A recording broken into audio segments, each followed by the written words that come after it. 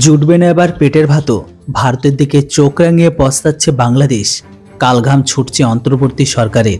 খবরের কাগজ কিংবা টিভিতে এখন শুধু শিরোনাম বাংলাদেশের অশান্তি আর অশান্তি, চারিদিকে হিংসা আর হিন্দু নিধন। হাসিনা সরকারের পতন আর অন্তর্বর্তী সরকারের গঠনের পরে থেকে দেশটায় যেন নিত্য হিংসা হানাহানি লেগেই রয়েছে। নিজের দেশের সংখ্যালঘুদের উপর অত্যাচারের পর এবার ভারতের ক্ষেত্রে কার্যগত যুদ্ধ ঘোষণা করেছে বাংলাদেশের একাংশ। সেই দেশের এক্স মিলিটারি জানিয়েছে 4 দিনে নাকি কলকাতা দখল নেবে। তো অপরদিকে এই ঘোষণার পরে মিয়ানমারের যে বিদ্রোহী গোষ্ঠী আছে তারা তাদের 300 কিলোমিটার এরিয়াকে দখল করে নিয়েছে। এইদিকে বিবাদ লাগিয়ে নিজেরাই বিপদে পড়েছে পড়শি দেশ। এখন নিত্য প্রয়োজনীয় জিনিসের জোগাড় কিভাবে হবে তা ভেবেই মাথায় হাত বাংলাদেশের সরকারের।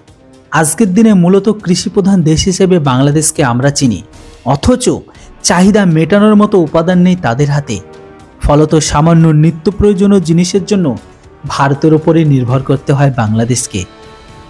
এমনকি আমাদের দেশে এসে চিকিৎসা করানো থেকে শুরু করে আমাদের দেশের উৎপাদিত আলু পেঁয়াজের জন্য এমনকি সকাল থেকে রাত্রি পর্যন্ত প্রতিদিনের নিত্য প্রয়োজনীয় জিনিসও আমাদের থেকেই নিতে হয়। মানে ভারতের কাছে হাত পাততে হয় প্রতিবেশী দেশটিকে। এইদিকে আবার ওই দেশের সংখ্যালঘুদের উপরে অত্যাচার, ভারতের বিরুদ্ধাচরণের প্রতিবাদে সীমান্ত বন্ধ করে দেওয়ার দাবি করেছে বরাবরই। বিকল্পের খোঁজ ইউনূস সরকার। এমতো অবস্থায় যদি রপ্তানি বন্ধ করে দেয় পুরোপুরি ভারত, তাহলে কার্যগত না খেয়ে মরবে বাংলাদেশিরা। তাই তড়িঘড়ি বিকল্প পথ খুঁজতে শুরু করেছে ইউনূস সরকার। বাংলাদেশের সংবাদ মাধ্যম সূত্রের খবর অনুসারে বাংলাদেশের ট্রেড অ্যান্ড ট্রাফিক কমিশনার আলু পেঁয়াজ আমদানির জন্য কিছু বিকল্প দেশের কথা ভাবনা চিন্তা করছে। কোন কোন দেশের কাছে ভাবছে বাংলাদেশ?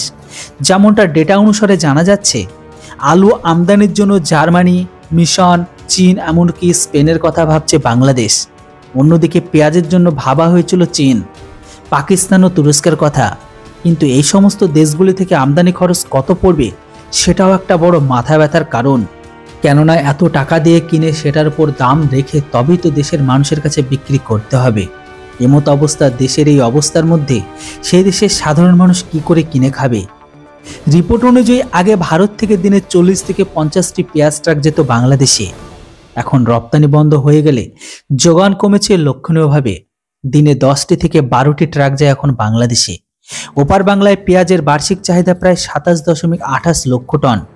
এর মধ্যে গত অর্থবর্ষে ভারত থেকে প্রায় $20 কোটি পেঁয়াজ আমদানি করেছে বাংলাদেশ। আর এখনের বিকল্পের খোঁজ চালাচ্ছে বাংলাদেশ। এবার বন্ধুরা আপনারাই বলুন, ভারত যদি সম্পূর্ণ সবকিছু বন্ধ করে যায় তাহলে বাংলাদেশ বাইরে থেকে কিভাবে কিনবে? কেননা বাংলাদেশ বাইরে থেকে মালপত্র কেনার জন্য বাংলাদেশের রিজার্ভ ভান্ডার সেটাও তো অতীব সামান্য। দেশ চালাবে না বাইরে থেকে কিনবে? আপনাদের কি মনে হয়? আমাদের কি উচিত না সবকিছু দেওয়া বন্ধ করে দেওয়া? আপনাদের মতামত অবশ্যই কমেন্ট বক্সে লিখে জানান। Thanks for watching. জয় হিন্দ, বন্দে মাতরম।